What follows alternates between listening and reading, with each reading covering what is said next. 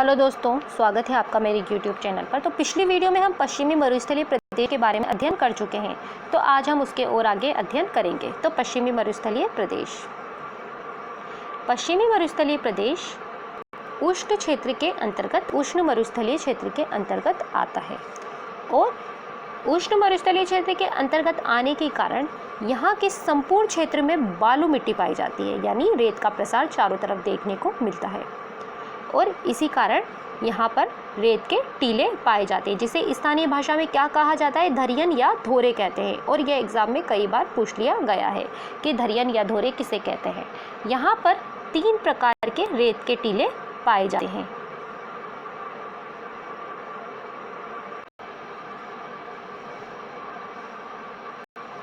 तो पहला है अनुदैर्ध्य प्रकार के टीले। यह टीले हवा की दिशा के समानांतर बनते हैं और इनके बनने की सर्वाधिक संभावना होती है गंगानगर, जैसलमेर और बीकानेर में यह सर्वाधिक बनते हैं। दूसरा है अनुप्रस्थ प्रकार के टीले। अनुप्रस्थ प्रकार के टीले हवा की दिशा के लंबवत बनते हैं और इनके बनने की सर्वाधिक संभावना होती है, सर्वाधिक शेखावटी क्षेत्र में बनने की संभावना होती है, या फिर अरावली के समानांतर पश्चिमी क्षेत्र में यह सर्वाधिक बनते हैं। तीसरे प्रकार के जो टीले होते हैं वह है बरखान टीले। बरखान टीले आकृति में अर्धचंद्राकार होते हैं और इनके बनने की भी सर्वाधिक संभावना होती है शेखावटी क्षेत्र में, यानी चूरू, झुंझुनू, सीकर में। बरखान टीले जो हैं यह सर्वाधिक खतरनाक टीले हैं और यह सर्वाधिक अस्थिर टीले भी हैं। तो एग्जाम में मोस्टली यहाँ से प्रश्न पूछ लिए जाते हैं। तो आइए अब हम इसे चित्र के माध्यम से भी समझ ले हैं। अनुदैर्ध्य प्रकार के जो टीले होते हैं यह हवा की दिशा के समानांतर बनते हैं। यह हवा की दिशा के समानांतर बनते हैं और जो टीलों के ऊपर जो लहरनुमा आकृति, इस टाइप की जो आकृति बनी होती है उसे हम क्या कहते हैं, उसे उर्मी कहते हैं। तो एग्जाम में यह यहाँ से भी प्रश्न पूछ लिया गया है। तो हवा की दिशा के समानांतर बनने वाले टीलों को अनुदैर्ध्य प्रकार के टीले कहते हैं। दूसरा है अनुप्रस्थ प्रकार के टीले। अनुप्रस्थ प्रकार के जो टीले होते हैं, दूसरा है अनुप्रस्थ प्रकार के टीले। अनुप्रस्थ प्रकार के जो टीले होते हैं वह हवा की दिशा के लंबवत बनते हैं। हवा की दिशा के लंबवत बनने वाले टीलों को अनुप्रस्थ प्रकार के टीले बोलते हैं और इन टीलों के बनने की सर्वाधिक संभावना शेखावटी क्षेत्र व अरावली के समानांतर पश्चिमी क्षेत्र में होती है। तीसरे प्रकार के जो टीले हैं बरखान टीले हैं और एग्जाम में सर्वाधिक प्रश्न बरखान टीले से ही पूछ लिए जाते हैं। बरखान जो टीले होते हैं यह टीले पहले से ही बने हुए होते हैं और हवा चलने से इन टीलों में कटाव हो जाता है, जिसके कारण इनकी आकृति कैसी हो जाती है, इनकी आकृति अर्धचंद्राकार हो जाती है।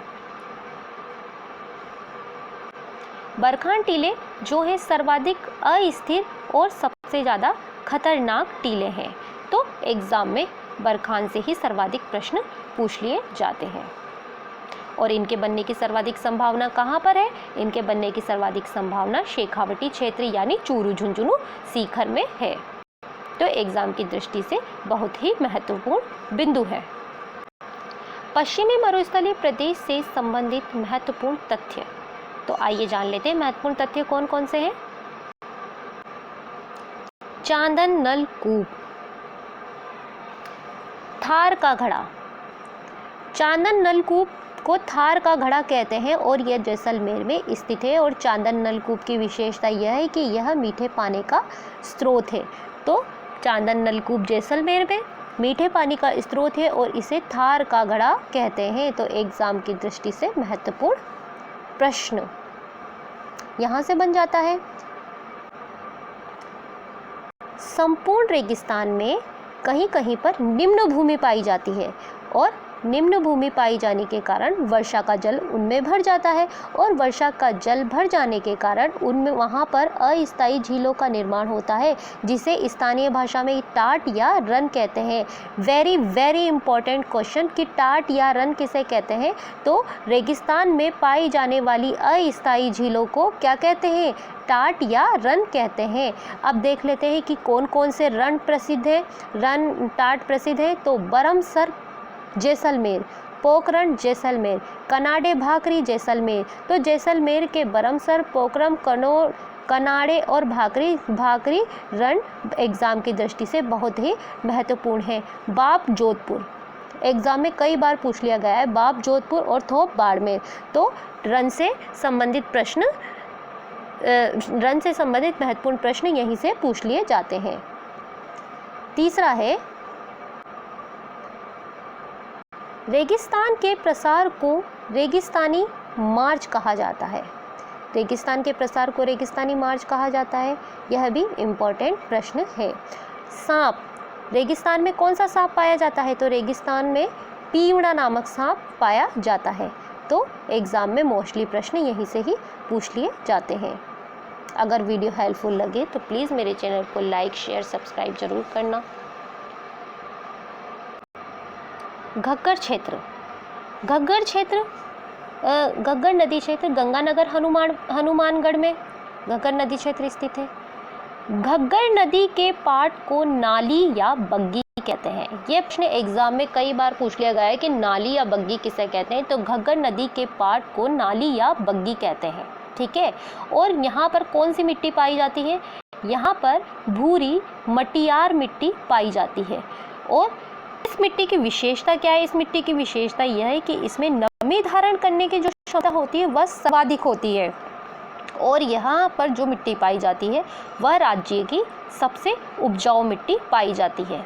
तो यहाँ से महत्वपूर्ण प्रश्न निकल कर आते हैं। अब इस क्षेत्र में एक बहुत बड़ी समस्या पाई जाती है जिसे सेम की समस्या कहते हैं। अब सेम की समस्या होती क्या है? तो आइए सेम की समस्या के बारे में जान लेते हैं कि सेम की समस्या होती क्या है। घग्गर नदी का जो मैदान है उसके नीचे पथरीली ज़मीन पाई जाती है। पथरीली ज़मीन पाए जाने के कारण जो नदियों और नालों का जो पानी बहकर आता है, रिसकर आता है, वह ज़मीन के अधिक गहरा नहीं जा पाता।